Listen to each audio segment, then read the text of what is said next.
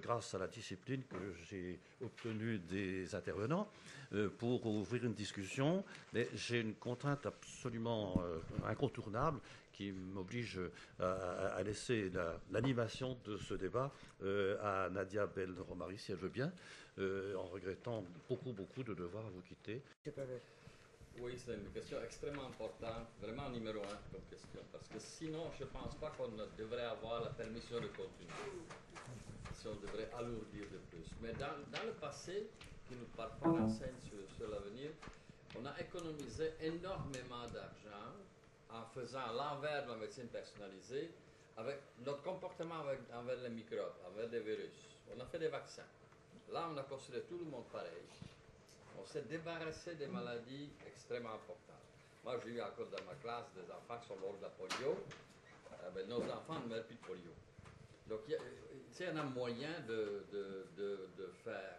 Mais la médecine personnalisée, c'est pour ça qu'elle est complexe. C'est parce qu'on est plus complexe que les humains, que les microbes. Et on est aussi plus complexe que la tumeur. L'oncologie est en avant dans le moment parce que dans l'oncologie, la tumeur est très différente. Donc, ça va être plus complexe encore pour les maladies, pour les autres maladies qui sont non gènes en nous, pas les gènes de la tumeur ou pas les gènes de microbes. Ceci dit, on a le droit de choisir ce qu'on avance. On a le droit de choisir des domaines qui vont clairement économiser l'argent, premièrement. Choix des médicaments, un peu comme en oncologie. Qu'est-ce que je devrais donner comme premier choix? Dans le moment, les guides pratiques que nos praticiens ont partout dans le monde, j'ai le choix de 5 médicaments. Oui, mais je ne sais pas pour cette personne-là. C'est le choix qui était fait sur la masse. Donc, la médecine personnalisée devrait guider à mon choix de premier médicament. Deuxième, éviter les effets secondaires. L'effet secondaire numéro 1 de visite à l'urgence, c'est l'hypoglycémie. Et on m'oblige à donner des médicaments qui peuvent causer l'hypoglycémie chez cette personne. Est-ce que je pourrais l'éviter? Si je l'évite des visites à l'urgence. Si j'évite les visites à l'urgence, c'est facile à calculer ce que ça coûte. Si je peux donner médicaments durant la vie, un peu plus tôt que ce que je... Dans le moment, on traite des complications, la médecine réactive. Se donne possibilité ici, c'est une médecine proactive.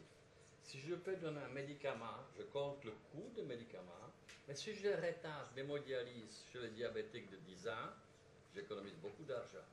Et tout ça, ça calcule, et je pense que nos actions doivent être soumises aux analyses économie de santé à chaque étape qu'on avance. Et je suis...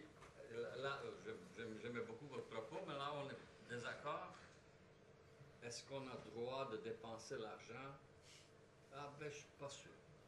L'utilité clinique, pour moi, c'est en obligeant même l'industrie privée, prouvez-moi que c'est utile ce que vous offrez. Parce que même si personne paye de sa poche les 5 000 $, ça ne veut pas dire qu'il ne va pas infliger le coût à la santé. Avec ce qu'il a appris comme d'ailleurs, il va aller chez les docteurs qui ne comprennent rien. C'est complexe. Oui. Donc, Monsieur André. En fait, d'abord, je voulais répondre à votre question sur les économies de santé, parce qu'il y a un problème qui est assez complexe et auquel nous, on n'a pas la réponse. Je vais essayer d'expliquer, c'est pas simple. Donc, on dit, je donne l'exemple de la chimiothérapie adjuvante des cancers du sein. Donc, cancer du sein, environ 70% des patientes ont une chimiothérapie. D'accord, le bénéfice est de 5%. 5 à 10%, on va dire. Donc, ça veut dire que 90% des patientes qui reçoivent le traitement, c'est inutile. D'accord? Bon. Donc là, on peut effectivement dire, c'est très simple, on va pas faire de chimio à ces patientes-là. Le problème, et c'est là que je pense que l'avis d'un politicien, j'aimerais bien avoir l'avis d'un politicien là-dessus, est le suivant. C'est que si vous voulez démontrer, vous avez un marqueur, un biomarqueur, qui vous dit, dans des études qu'on appelle rétrospectives, voilà, avec ce biomarqueur, il semblerait qu'une population de patients puisse ne pas bénéficier de la chimiothérapie adjuvante. D'accord ? Mais d'un point de vue méthodologique, ce n'est pas tout à fait vrai, parce que vous avez ce qu'on appelle les intervalles de confiance qui vont entre un petit bénéfice, d'accord, ou rien du tout. D'accord ? Et c'est là qu'il y a une nuance importante. C'est que si vous voulez absolument démontrer, le principe de précaution, qu'un médicament n'a pas d'effet dans une population définie par un biomarqueur, il vous faut lancer ce qu'on appelle des études d'équivalence. D'accord ? Et ces études d'équivalence sont démentielles. C'est-à-dire c'est 8000 patients, c'est des coûts de plusieurs dizaines de millions d'euros. Voilà. Par contre, si vous vous contentez de petites études, qu'on appelle rétrospectives, vous pouvez avoir facilement la réponse de patients qui ont un bénéfice minime au traitement, qu'on estime entre 2 à 3% de patients guéris. D'accord ? Donc tout le vrai débat pour les économies de santé, c'est à quel bénéfice minimum on ne donne plus de médicaments. Est-ce que on veut la preuve absolue qu'il n'y a pas de bénéfice ? Ou est-ce qu'on se dit, finalement, à 2%, 3%, ce n'est pas très utile, donc on ne fait pas de traitement. Et ça, cette question-là, en fait, ce n'est pas les médecins qui peuvent répondre, parce que moi, je n'ai pas la légitimité de dire, on ne fait pas de traitement, parce qu'il n'y a que 2% de bénéfices. Vous comprenez ça ? La légitimité de faire ça, c'est uniquement des politiciens qui décident un jour, pour faire des économies de santé publique, on ne va pas donner de traitement à des patients qui n'ont que 2% de bénéfices. Vous voyez ? Donc en fait, et ça c'est un dialogue de sourds, c'est-à-dire personne ne veut entendre ce truc. C'est que moi, quand je fais des recommandations pour la pratique clinique, je n'ai pas le droit, ni la légitimité de dire il n'y a que 2% de bénéfices, donc on ne fait pas de traitement. Parce que ce n'est pas à moi de décider qu'on peut quasiment tuer 2% de patients qui ont un cancer du sein. Vous comprenez le truc ? Donc ça veut dire. Et quand vous allez voir les gens de l'assurance maladie, dire vous savez, on peut faire des études, des grandes études de 8000 patients pour éviter des chimiothérapies adjuvantes, et que l'acte de faire les études fait économiser de l'argent, on vous dit c'est pas le bon guichet, allez voir le ministère de la Recherche. Vous voyez, il y a aussi là un problème d'intégration, recherche clinique et voilà. Après, pour répondre à votre question, je vais vite. Je pense pas que je pense que la vraie question, c'est est-ce que la santé fait partie du marché ou pas, en fait. C'est une question qui est un peu plus... voilà. On vit dans une société où, qu'on le veuille ou non, la santé, quelque part, fait partie du marché. Alors, avec la particularité, c'est qu'il y a un seul payeur qui est... Bon. Le vrai problème que vous citez, ce n'est pas la preuve, c'est l'information au patient. Parce que si vous dites Madame, vous payez $5000 votre séquençage, mais, et vous écrivez ça en noir sur blanc, en souligné, il n'y a pas de preuve que ça serve à quelque chose, je ne vois pas où est le problème. Le vrai problème est le problème de l'absence d'information, où les patients payent leur séquençage, croyant effectivement qu'il a été prouvé que ça apporte un bénéfice, ce qui n'est pas le cas. Par contre, qu'il y ait une information claire disant il n'a pas été prouvé que ça apporte un bénéfice, et que la patiente dépense 5000 € en disant peut-être qu'on va trouver la mutation pour laquelle peut-être il y a un médicament et que je vais payer les 2-3 premiers mois de ce médicament, moi je ne suis pas choqué par ça, et les gens essaient de faire ce qu'ils peuvent, quoi.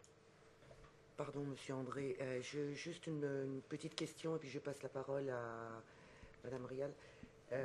Quand vous parlez de santé, en réalité, on a soit la santé en ce que on est en mauvaise santé, première approche du concept de santé, soit, et on est plutôt dans l'approche du concept de l'OMS, la santé, le meilleur état de mieux-être, où on n'est pas finalement malade. Simplement, on est potentiellement porteur d'une mutation dont on n'est pas sûr qu'elle apparaîtra. Et là, ça fait toute la distinction. Par ailleurs, vous parliez de marché privé, marché public. En ce qui concerne le marché privé, y a-t-il pas une discrimination ? Je pense qu'il y a une question de retour sur investissement au niveau de la santé publique, c'est-à-dire combien on est prêt à miser pour soigner par la suite un large panel de patients. Mais je vais passer la parole à Monsieur Sicard. Monsieur Sicard, et puis ensuite... Oui, je trouvais passionnant Madame Chantal Bouffard, et au fond qui est une remise en question des propos de Fabrice André, parce qu'on est dans les poupées russes. À partir du moment où on aura isolé une population qui sera génétiquement identique, dans cette population génétiquement identique, on retrouvera une hétérogénéité. Et c'est sans fin, puisqu'il y aura un autre gène qui sera présent, qui sera répresseur ou qui sera activateur, ou l'environnement. Donc, au fond, l'illusion de pouvoir penser qu'il y aura, par le dépistage génomique, le ciblage d'une population renverra à l'inanité de ce dépistage, puisque, comme dit Chantal Bouffard, la situation sera infiniment toujours plus complexe. Et que ce qui est passionnant, c'est l'anthropologie, presque plus que la médecine.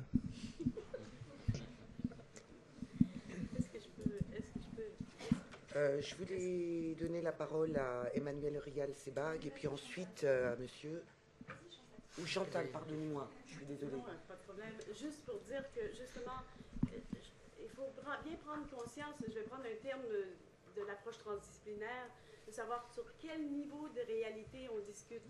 Si on discute du niveau de réalité clinique, recherche, et puis on peut discuter de plusieurs niveaux, mais c'est encore la conscience de où on se situe quand on parle pour pouvoir laisser la place aux autres interlocuteurs et s'apercevoir que parfois, sur des niveaux de réalité différents, on n'est pas d'accord, mais sur d'autres, on est d'accord. Parce que la complexité va pouvoir avancer comme ça, je pense.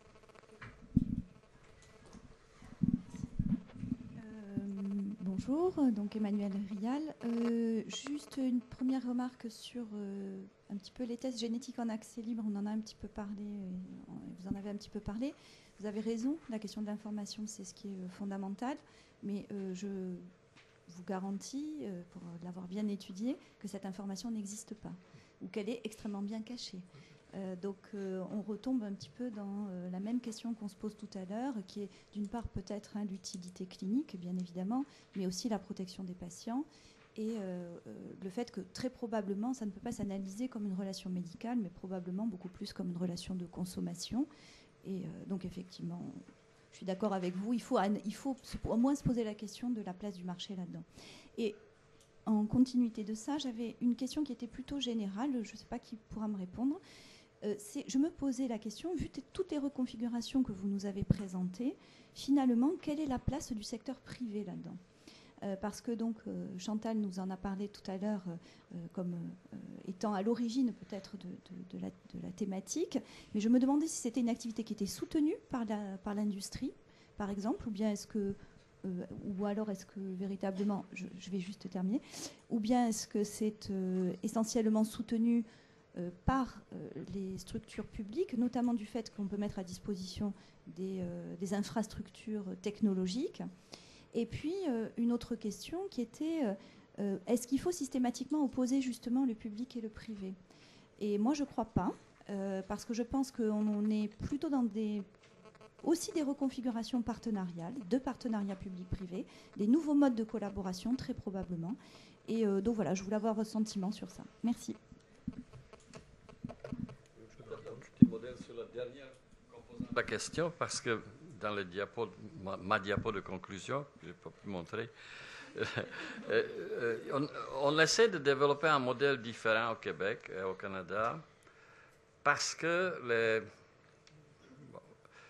on a besoin de savoir dans l'industrie privée.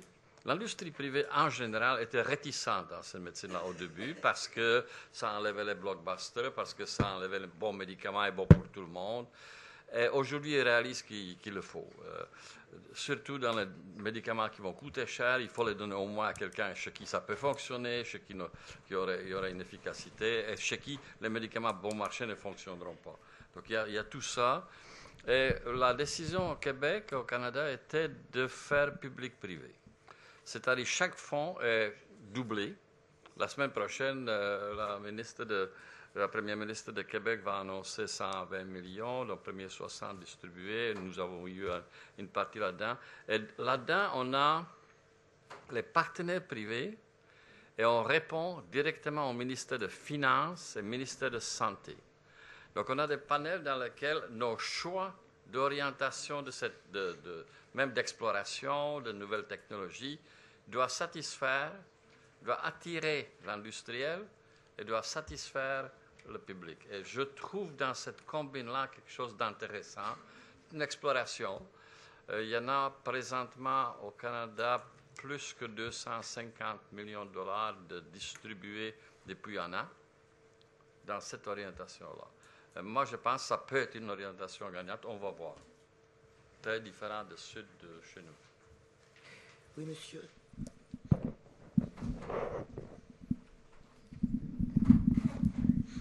Merci. Bonjour, Rachid Manjeli, laboratoire d'éthique médicale et laboratoire d'anthropologie du Collège de France. Alors moi, je voudrais parler de mon expérience en tant que chercheur, mais prendre le point de vue du patient, non pas en tant que patient, mais en tant que ayant travaillé sur le cancer du sein et sur l'obésité pédiatrique.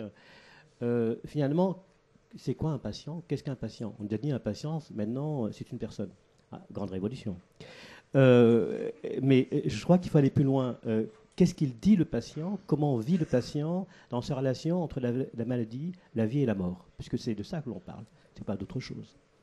Et là, sur la question de la médecine prédictive, ou la médecine personnalisée, ou la médecine telle qu'on peut la définir sur une pluralité de sens, comment le patient en parle? Alors, je voudrais citer juste une parole d'une patiente, pas d'une patiente, d'une personne justement, avec qui j'ai travaillé, hein, et qui nous dit « La visualisation de la partie malade de mon sein m'a permis la mentalisation de la maladie. Je me suis imaginé la représentation mentale de la guérison de mon sein. C'est ce qui m'a aidé à la mise en mots de la maladie. » C'est ce qui m'a aidé à la mise en mots de la maladie. Les mots, c'est bien le sujet qui nous concerne aujourd'hui, c'est bien le concept, c'est bien la définition, c'est bien le langage qu'on utilise. Et d'ailleurs, quand on a présenté monsieur, on a dit c'est un patient expert, et lui tout de suite il a dit je voudrais parler du patient lambda. On voit bien que qui représente qui dit quoi, qu'est-ce qu'on voit. En fait, il y a tout un champ de réflexion qui existe depuis les années 50 sur la maladie avant la maladie. Alors, est-ce que la maladie avant la maladie, c'est la médecine personnalisée? C'est tout un courant de la psychanalyse psychosomaticienne qui dit aussi que ce qui est en jeu, c'est aussi la biographie. Pas la biographie seulement génomique, mais la biographie de l'individu. Et ce n'est pas la question du biopouvoir, ce n'est pas la question de biopolitique. On est bien dans ces bios. Hein, et dans ces ensembles de bio, c'est comment le récit du patient, comment le patient met en récit son histoire, et comment il se retrouve en situation de maladie dans la relation de soins. Donc c'est cette question que je voudrais vous soumettre. Finalement, est-ce que la médecine personnalisée, c'est un travail sur la maladie avant la maladie, ou est-ce que c'est autre chose? Merci. Vaste sujet. Qui veut répondre? Pas moi. Monsieur Plavis. Oui, non, mais je ne sais pas, mais oui, moi je disais tout à l'heure pourquoi patient expert, oui, mais là sur la médecine personnalisée, je suis plutôt un peu le patient lambda, on va dire, parce que on voit bien quand même que c'est particulièrement complexe et comment se positionner par rapport à ce que vous disiez tout à l'heure, par rapport à la maladie, par rapport à la vie en elle-même, par rapport à la mort, c'est quelque chose quand même de particulièrement complexe. Donc tout dépend comment est-ce qu'on ressent la maladie, comment est-ce qu'on la vit, mais l'important c'est de savoir comment est-ce qu'on peut, en étant malade, avoir une espérance de vie derrière. Voilà. Et donc comment est-ce qu'on peut traiter tout ça. Donc c'est pas quelque chose de simple. Voilà, je sais pas comment on pourrait l'interpréter. En fait, ce qui est sain dans le débat, c'est qu'il y a un débat.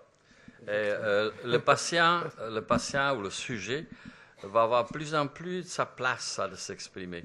Vous savez, dans la médecine d'il y a très peu de temps, encore médecine d'aujourd'hui, on imposait des choses. La vaccination, tout le monde. On l'impose et on ne sait même pas encore parler. Certainement pas de consentement éclairé à ce moment-là. Donc, on nous imposait une partie de la médecine parce que c'était quelque chose qui venait de l'environnement, c'était identique, et point, c'est ça. On nous a imposé la critique de la cigarette, sans discuter avec l'individu. C'est quelque chose qu'on impose sociétalement. C'est correct, c'est quelque chose qui vient de l'extérieur. Avec la médecine personnalisée, il faudrait garder la place du patient de décider est-ce qu'il veut savoir ou non. Le patient participatif, ça ne devrait pas être le gouvernement qui décide que le patient est participatif. Ça devrait être l'individu. Bien entendu, ça prend l'éducation, ça prend une connaissance de la chose, mais ceux qui ne veulent pas savoir avant, ceux qui ne veulent pas faire la prévention, ben, il y en a beaucoup autour de nous. Ils ne la font pas autrement, ils ne la feront pas en médecine personnalisée. Cette liberté doit être garantie, cette liberté doit rester. Donc, je pense que c'est différent comme modèle comme modèle de médecine. On ne va pas imposer. Nous, quand on dit en médecine génique, je suis chef de service, quand on dit un diagnostic, on demande avant de faire le prélèvement, le voulez-vous? Une fois qu'on a le diagnostic, on dit on a le diagnostic, le voulez-vous le résultat? Allez-vous le partager avec votre belle-sœur, votre sœur que vous n'avez pas vue depuis 10 ans? C'est quoi dans la famille? Donc tout ça, c'est maintenant, c'est pas tout réglé, c'est pas tout facile, mais ça existe.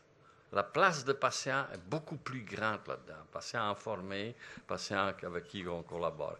Et le droit au refus, à mon avis, est sacré. C'est pas la même chose en vaccination que pour choléra ou pour les maladies, pour la variole. On va l'imposer, l'État va l'imposer. Ici, c'est différent. On devait respecter continuellement le patient.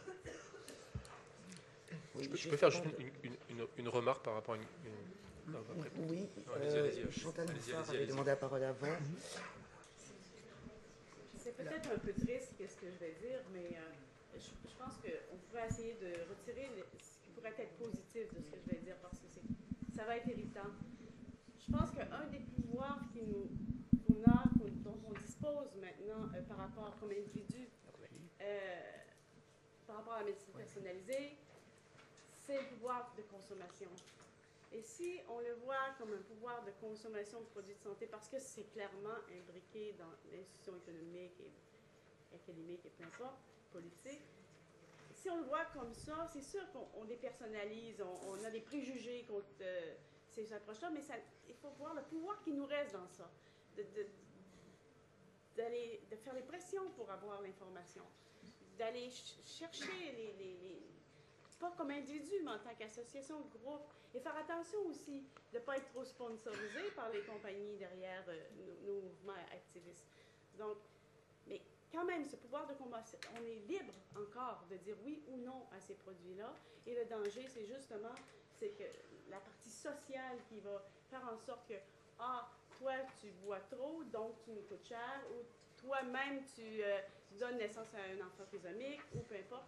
Ça, c'est le danger véritable qui nous guette. Et si on fait attention, peut-être qu'on pourra diminuer ces dangers. Je donne la parole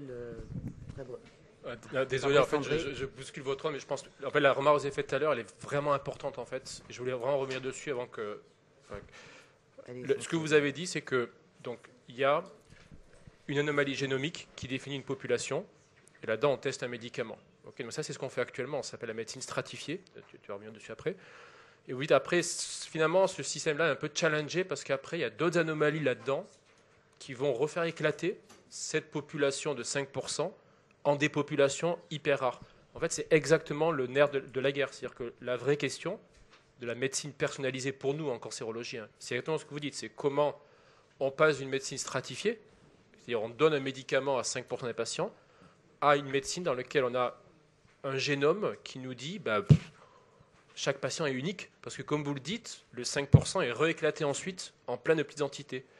Et ça, le seul moyen qu'on a trouvé aujourd'hui pour prouver le bénéfice de la médecine personnalisée, c'est de développer des outils bioinformatiques qui vont nous dire quand il y a des anomalies, lesquelles il va falloir bloquer. Et en fait, ce que vous dites là, c'est exactement au contraire, ça nourrit complètement la médecine personnalisée, parce que vous dites...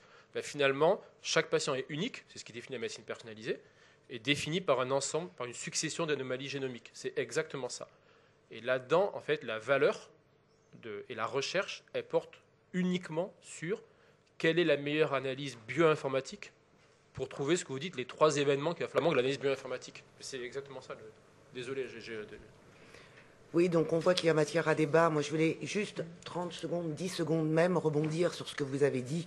À savoir, vous avez dit, finalement, le patient dont vous parliez a, en visualisant sa pathologie, pris conscience, en fait, de la perspective de sa mort. Alors, est-ce à dire que la perspective de la mort donne tout son sens à la vie? Et est-ce à dire que la médecine personnalisée, elle, en tant que médecine prédictive, c'est pas encore pour aujourd'hui, aura un impact quant au sens de cette vie?